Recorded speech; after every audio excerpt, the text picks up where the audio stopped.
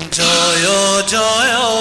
রাম জয় শ্রীরাম জয় সনাতন হরি হে জয় জয়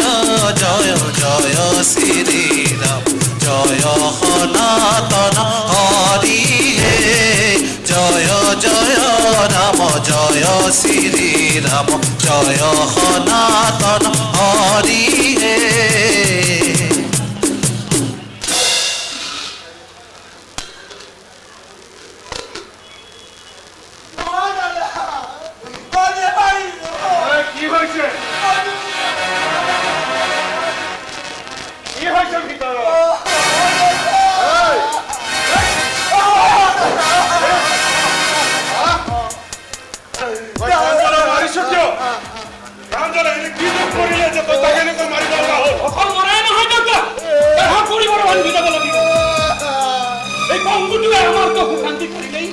মনির জীবন্ত ধ্বংস কৰিব লাগে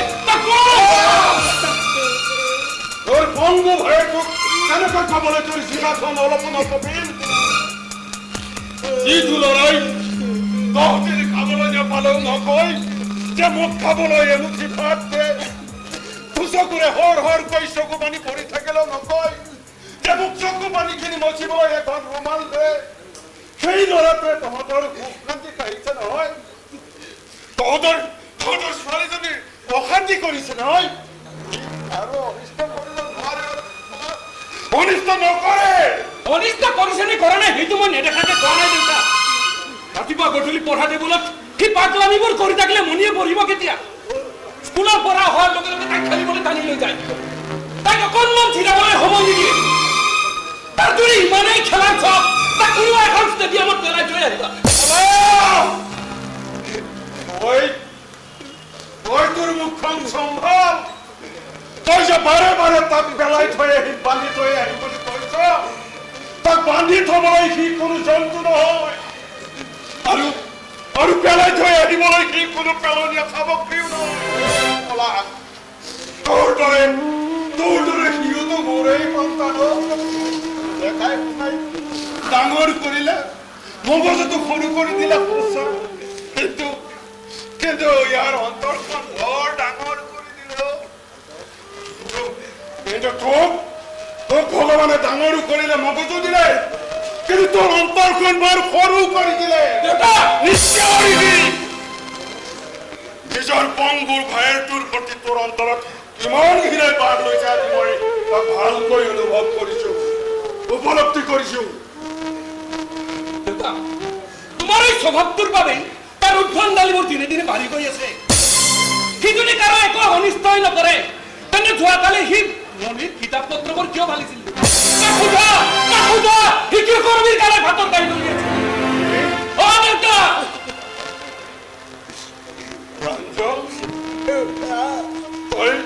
তই মনিৰ কিতাপ পত্ৰ ফালিছিলি নেকি নাই দেউতা তেতিয়াহ'লে মই মনিৰ কিতাপ পত্ৰ কিয় ফালিম মিছা কৈছে সি মিছা কথা কৈছে দেউতা এতিয়া তই মিছা কথাও আজি ক'ব শিকিছ সঁচা মিছা প্ৰমাণ এতিয়াই হ'ব মই এতিয়াই তাৰ প্ৰমাণ কৰি দিম মনি আচ্ছা এইফালে আহচোন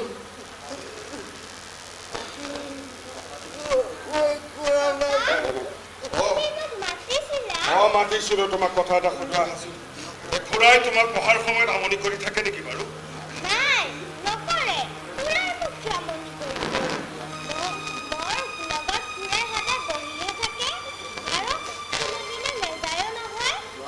কালি তোমাৰ কিতাপ পত্ৰবোৰ ফালিছিলে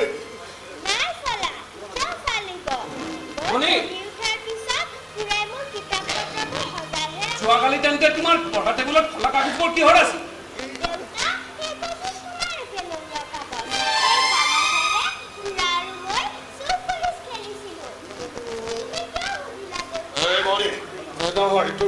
তুমি ভিতৰলৈ যোৱা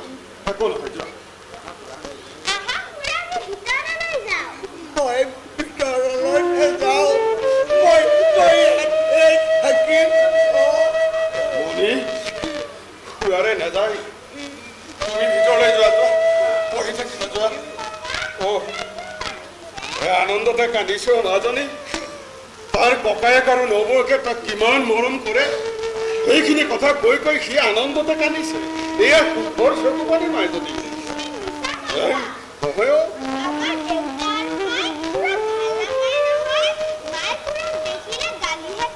মণি মণি তুমি যোৱা ভিতৰতে পঢ়ি থাকিবা দেই এই প্ৰাঞ্জল তই ভিতৰলৈ যা মোৰ ৰুমতে থাকিবি যা যা মোৰ ৰুমত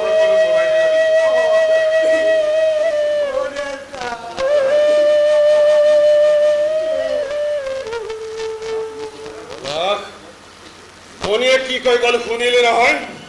ইয়াৰ পিছতো মই আৰু তোক কিবা নতুনকৈ প্ৰমাণ দিব লাগিব সৈন্যৰ কথা শুনি সেই বিনা দুখত পংগু ল'ৰাটোক বৰ বেয়াকৈ মাৰিলিও বৰ আঘাত দিলি দেউতা যোৱাকালি তেন্তে এই ভাতৰ কাহি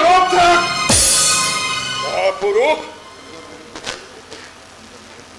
নিজৰ বিবেক বুদ্ধি সৈন্যৰ ওচৰত বন্ধ কৰি থৈ সেই পংগু ল'ৰাটোৰ ওপৰত শাসনৰ বাট চৰি চলাবলৈ আহিছে তাক শাসন কৰিব নালাগে পৰা আৰু শাসন যদি কৰিবই খুজিছ তেন্তে শাসন কৰি তোৰ সেই সৈন্যৰ উশৃংখল স্বভাৱটোক সৈন্যৰ চুতলতি শুনি শুনি এই ঘৰখন ধ্বংস নকৰিবি পৰা ধ্বংস নকৰিবি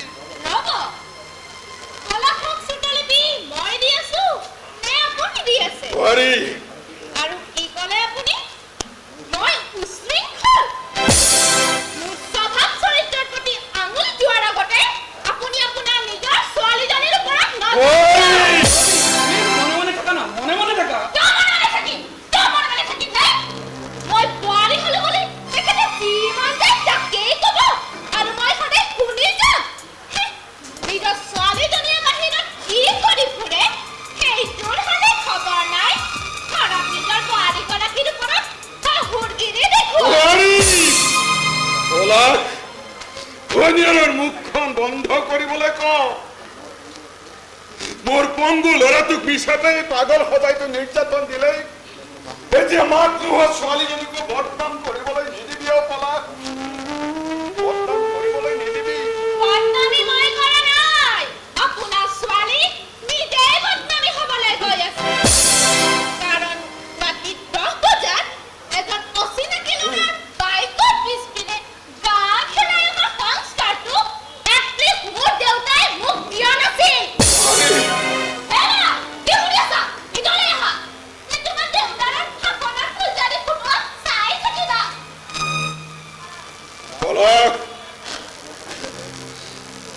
তোৰ সন্মুখতে তোৰ ঘৈণীয়েৰাই তোৰ ভনীয়েৰৰ চৰিত্ৰৰ ওপৰত আঙুলি ধুৱাই থৈ গ'ল অথচ তই ককায়েৰটো হৈ এটা কুশব্দ উচ্চাৰণ নকৰিলি কাৰণ তোৰ ভনীয়েৰৰ ওপৰত তোৰ অলপো বিশ্বাস নাই আৰু য'ত বিশ্বাস নাই তাত ভাল পোৱাও নাই বোৱাৰীৰ ব্যৱহাৰে মোক যিমান আঘাত দিলে তাতকৈ বেছি আঘাত দিছে তোৰ এই মৌনতাই মই বৰ আশাৰে সজা ঘৰখন ভাঙি থান বান কৰিব পৰা ভাঙি থান বান কৰিব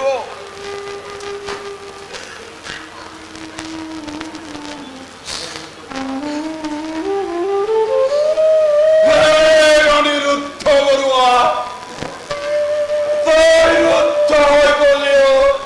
তই বৰ বেয়াকৈ হাৰি গলিও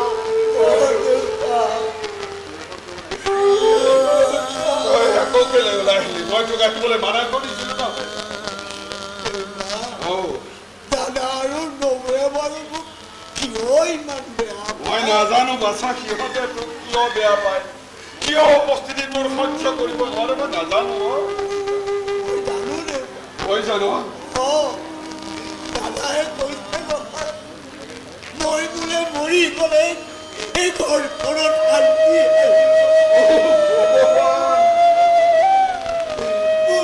মোক দেখিলেই বোলে সিহঁতৰ শান্তি হয় সঁচাকৈ মই মৰি গ'লে ভাল আছে এই প্ৰাঞ্জল তই তেনেকৈ নকবি মই কেৱল তোৰ বাবে জীয়াই আছো তইতো ভালকৈ জান তোমাৰ যদি কিবা হৈ যায় তেনেহ'লে সিহঁতে দেখোন মোক মাৰি পেলাব হয়তো এনেও মৰা মানুহ তোক আকৌ সিহঁতে হানি কৰি মাৰি পেলাব তোক মাৰি পেলাব কিন্তু তই চিন্তা নকৰিবি মই মৰাৰ আগতে এই দুখন হাতেৰে তোক ডিঙি চাপি মাৰি